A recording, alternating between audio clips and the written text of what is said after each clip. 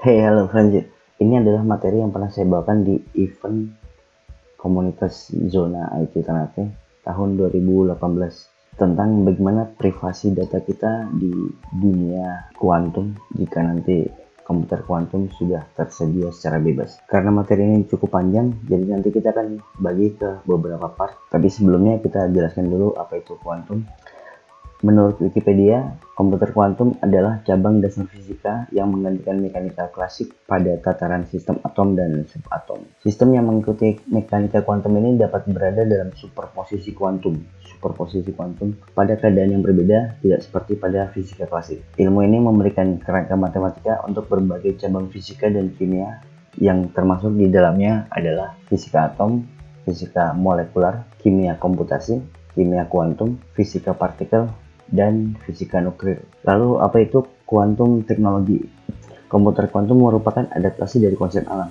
Maka teknologi masa depan harus menggunakan alam itu sendiri untuk melakukan hal-hal yang tidak mungkin dilakukan oleh teknologi saat ini. Istilah klasikal komputer terdengar seperti komputer jadul, seperti saat komputer-komputer di kantor masih menggunakan Windows 95. Akan tetapi jika kita sudah mengadopsi kuantum, maka istilah klasikal komputer ditujukan untuk komputer server tercepat saat ini. Kita bisa menerapkan berbagai algoritma berkonsep alam seperti algoritma genetika atau mengadopsi cara kerja mata untuk menciptakan kamera. Tetapi kuantum adalah penerapan alam langsung di dalam teknologi karena bits tidak lagi menggunakan transistor melainkan dengan elektron.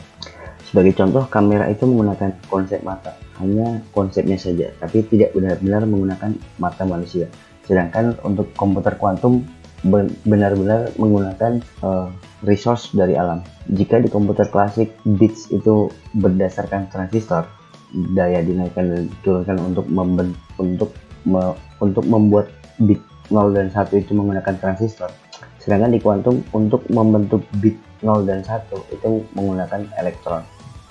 Karena kita tidak bisa mengadaptasi cara kerja elektron di dalam sebuah atom, maka teknologi kuantum menggunakan elektron itu sendiri sebagai bits. Berikutnya kita akan melihat contoh-contoh gambar dari komputer kuantum. Ini adalah contoh gambar komputer kuantum dan medianya, dan ini adalah prosesornya. Jadi berdasarkan informasi yang saya baca, tabung yang di dalamnya berisi elektron ini suhunya sama atau lebih dingin dari suhu yang ada di luar angkasa. Lalu apakah kita membutuhkan komputer kuantum? Masalah di zaman modern harus diselesaikan dengan cara-cara modern. Misalnya jumlah manusia di bumi saat ini sudah sangat banyak. Itu adalah masalah modern. Dan untuk menyelesaikan masalah populasi ini adalah dengan mengurangi jumlah populasi. Mari kita bahas tentang quantum bits. Jadi kalau di classical komputer itu ada bit, di quantum komputer ada namanya quantum bits. Kita bisa menyebutnya dengan qubit. Di bit pada komputer klasik itu hanya ada 0 dan 1, sedangkan di qubit itu ada 0, 1 dan di antaranya, atau di istilah ini kita sebutnya dengan superposition. Jika kalian cari di internet tentang Schrodinger's teori, itu ada istilah yang paling sering digunakan adalah Schrodinger's cat. Jadi ada kucing di dalam box, lalu diberikan zat kimia yang berbahaya. Jadi selama kucing itu masih ada di dalam box, di dalam tempat lah, dan di dalamnya ada zat kimia, itu dari luar selama box itu belum dibuka, kita belum mengetahui apakah kucing di dalam ini mati atau masih hidup. Seperti ini. Dan teori ini diadopsi untuk menjelaskan tentang rumus dasar dari quantum bits. Di sini bisa kita lihat ada kucing yang masih hidup dan kucing yang sudah mati digambarkan dalam bentuk tulang. Di bawahnya adalah rumus, turunan rumus, bukan turunan rumus. Konsep yang digunakan untuk landasan teori yang digunakan untuk membuat basic dari rumus basic dari quantum bit. Jadi penyebarannya seperti ini.